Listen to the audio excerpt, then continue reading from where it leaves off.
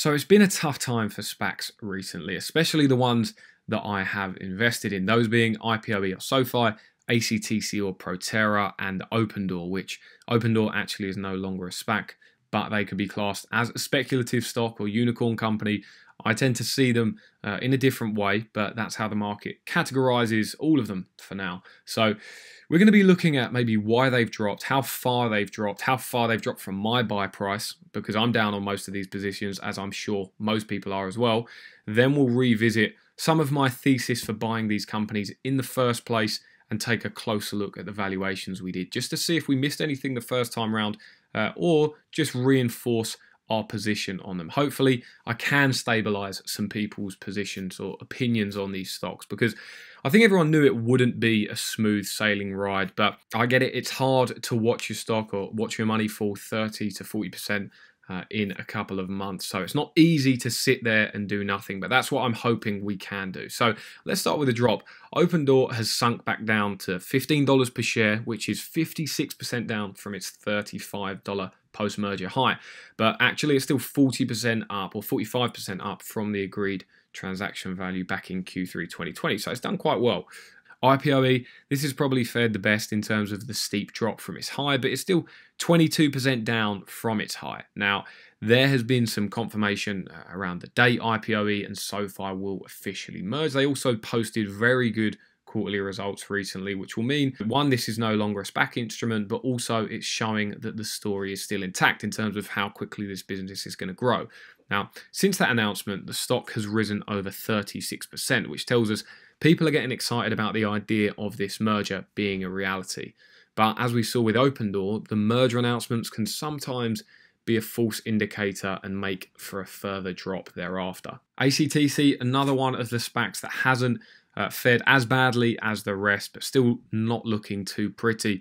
It's seen a 36% drop from its January high, but still up 68% from its agreed transaction value. So doing quite well in that respect. Actc is another that's bounced back slightly from its recent low, gaining 20% in the past 2 weeks, which was good to see.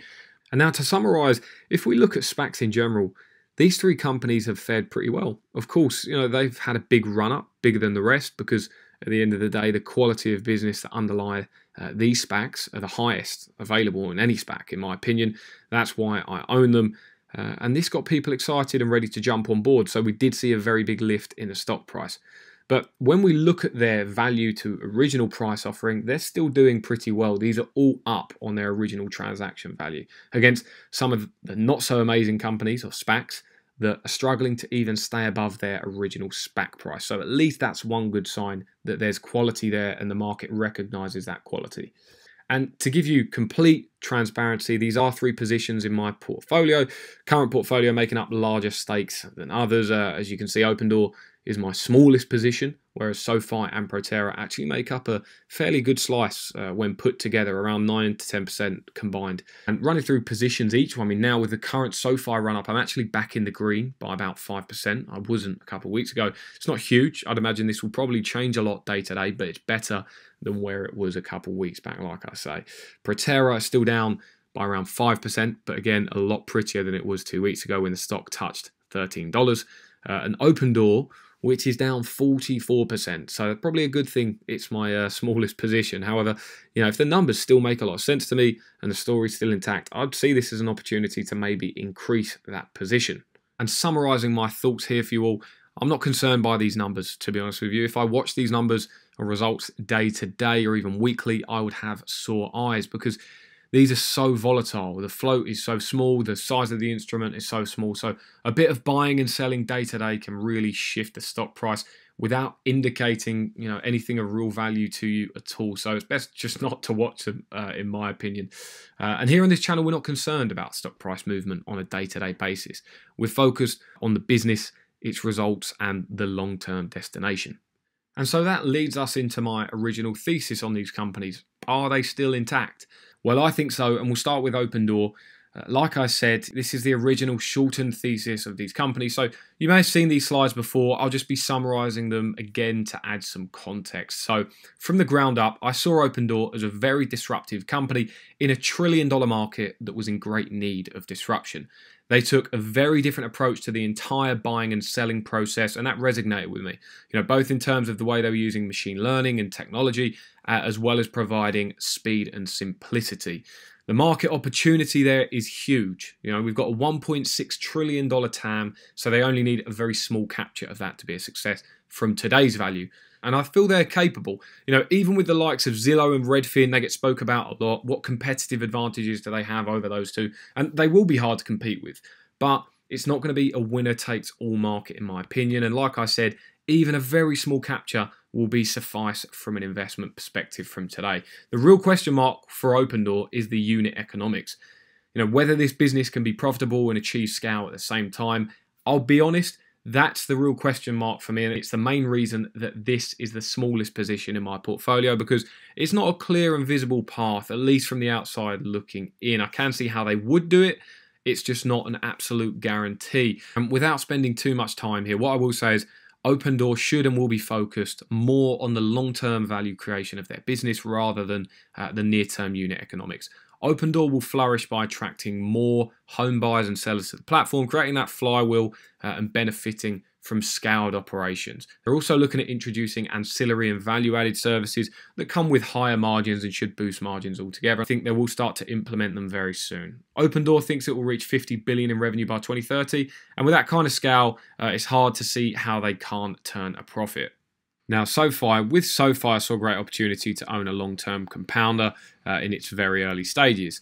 The price came second in my mind, although I did feel the price was actually more than fair. I put it to one side and thought more about the business. Again, the way they had the consumer experience at the forefront of what they do really resonated with me, and I saw personal finance as an industry that is ripe for disruption. And what made Sofi unique in terms of these three SPACs was their clear path to profitability and the visibility that this can be a truly high margin business with the potential to earn high returns on capital. I think we all know that that mixture leads to long-term compounding. Now, what's more, they also had a diversified part of the business, which was the software business, the Galileo part of the business. That's the software for the fintech industry, for payments and processing. And again, this was in its very early stages. So I think the market were discounting it from the bigger picture. And putting all this together against its peers, when measured against peers in the fintech industry, and adjusted for near-term growth, not even far-out growth, near-term growth, it was selling at a discounted price. And all of what I've just mentioned is very much still intact. Nothing has changed. So on to the next one, Actc or Proterra. This is actually the one I get asked about the most, and probably because it's the most unique, less covered in the press than the others as well. But I had a clear quantitative and qualitative thesis for investing in Proterra. Firstly, I saw a rapidly expanding market, and their segment of that market, being EV buses and commercial vehicles, was expected to grow 50% annually, and spending being driven by state organisations and the government in a necessary push to achieve zero emission targets. Proterra owns 50% of this market currently, making them front runners to capture that growth. We saw things like Biden tour their headquarters, and then various long-term deals get signed with Proterra and state organisations. So the story behind this company is good, and it's becoming a reality very quickly. But all of this wasn't just a story. This is a fully operational company with huge demands for their products, evidenced in their 750 million of order backlog. This, of course, can't be booked as revenue yet, but with 200 million in current revenues, this gives them a very good platform to hit the $1 billion revenue mark in the coming years. And, we're not going to ignore the fact that this is another business or industry that doesn't pose very high margin potential, doesn't have amazing unit economics, but they are improving, and they're improving rapidly, on both ends. So battery costs on the supply end are declining with the number that is produced. They're declining at around 8% each year. It's a very good number. And for the consumer side, EVs on average have 40% lower operating costs than diesel alternatives. So there is a sense of improving economics on both sides, as well as helping to make the world a more sustainable place. And that is something I am very on board with. Okay, so now we've covered the narrative, seen that the narrative is still intact for most of these, or thereabouts.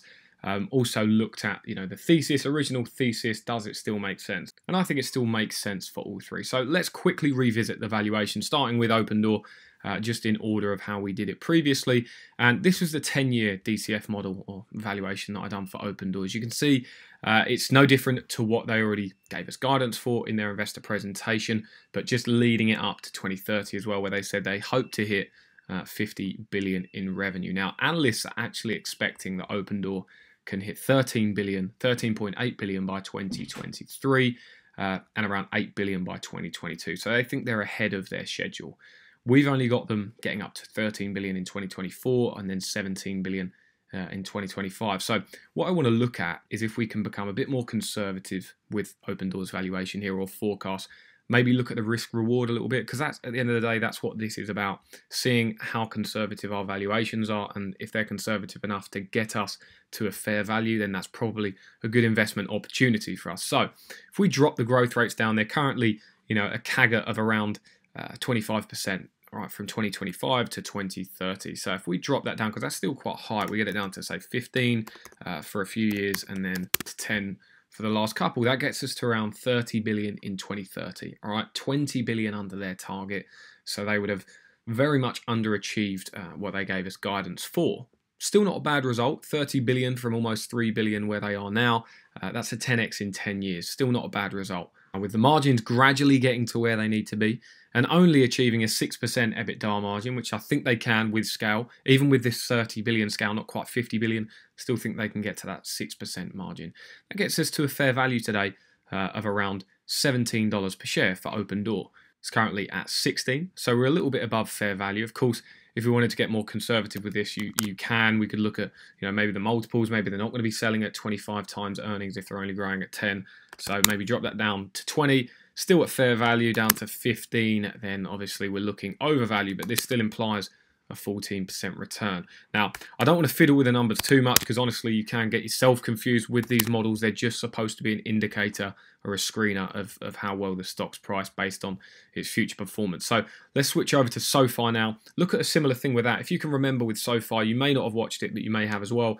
I did a quartile scenario analysis on Sofi. So if they achieved what they set out to achieve, which again, remember with Sofi, they gave us as well guidance up until 2025 to what they expect in revenues and how profitable they expect to be. Now, they said they'll get to 3.6 billion in revenue and then 1.1 billion in EBITDA. So this is what this base case scenario looks like here. This is exactly what they told us they were going to do. They did say if they can get a bank charter, that will probably move the profitability up as well, because the cost of capital will be lower and margins should expand. So that could get them to around 1.5 billion of EBITDA. Now, what we did is various scenarios where they don't quite achieve their target. So you can see this one here, underachieving by quite some way. This one underachieving by even more, only 2.5 billion of revenue instead of 3.5, and then almost half the profit that they expect to achieve as well. All of these scenarios, though, imply that the stock is well priced. If we change this lower quartile to a discount rate of 15%, it's still only a tad under its fair value. Upper mid quartile discount rate of 15%, slightly undervalued as well. So the way that I'd look at it is the story still intact for this company, for Sofi? And I believe it very much is. I mean, going by last quarter, obviously it's only a quarter, but they managed to beat expectations on their technically first quarter of being a public company and reporting results. We looked at the narrative. I think the story is still very much intact with Sofi. Now, lastly, Proterra, if we look at their valuation, we did a very similar thing with them where we did some scenario analysis.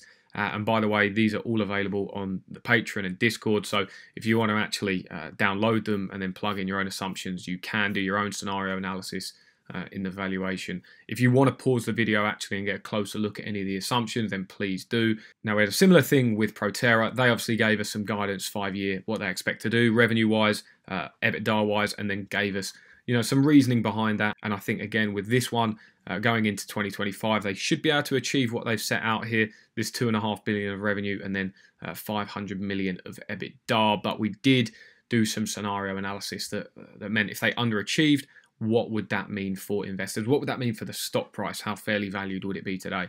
And similar thing what we did here, nothing but the bottom quartile, right, which was pretty much abysmal results, not even reaching $1 billion in revenue. And like we covered earlier, they've got that backlog that should get them to $1 billion of revenue by 2022, 2023. But even this scenario here, all right, was implying around a 10% return, which isn't bad whatsoever. A 10% return is our lowest downside. Of course, it could be worse than that. I'm just trying to show you a fair scenario. So I'd say, you know, if we go by what they're saying here, the stock is very much undervalued. You can see how undervalued it really is. This shocks me, really. It makes you think twice about the valuation itself. So one thing we could argue with, I guess, is maybe multiples. 35 times, you know, for a company, even though it's growing that quickly, maybe we want to turn that down to around 25%, maybe even 20%. EV to sales down to around 5%, but still, you know, that means there's a lot of upside in the stock. If they're pricing, if the market's pricing Proterra at that valuation in 2025, I don't know, because the EV market all of a sudden has turned quite bearish, or interest rates are up at 10, 12%, whatever it is, it still implies that the stock is undervalued today. And so in summary with all of them, like I say, the narrative is maybe the most important thing. Are the businesses getting better? And yes, they are. We can see from all of the news that's coming out, all of the results that they're posting, they are growing as expected, even though it's only been sort of 1 or 2 quarters, but the stories are still intact, and it seems so are the valuations. I'm not going to make any changes to the valuations at the moment. The only things I'd probably look at changing, the variables, until I see signs of the business slowing, is maybe the multiples. Looking at the multiples, being more conservative with the multiples. And feel free to do that. That does obviously knock down the fair value quite a bit. But as long as you're in a range where you're comfortable and a range where you have a margin of safety, this doesn't become much of a problem. So with all that, I will be holding all 3 of these SPACs, all 3 of these companies. I should probably phrase them as now because that's what they are, companies. I plan to hold these for the long term. I believe in all 3 businesses. I may even add to some of these positions if the price continues to dip lower in the near future. But that will wrap up this video, guys. Thanks for watching. I'd appreciate if you can leave a like if you enjoyed the video, subscribe to the channel if you haven't already, comment down below, let me know what you think of all 3 companies. I will leave a link to the Patreon and the Discord in case you want to go and support the channel that way and get access to all of those valuations that we've covered in this video. But until next time, good luck with all of your investments.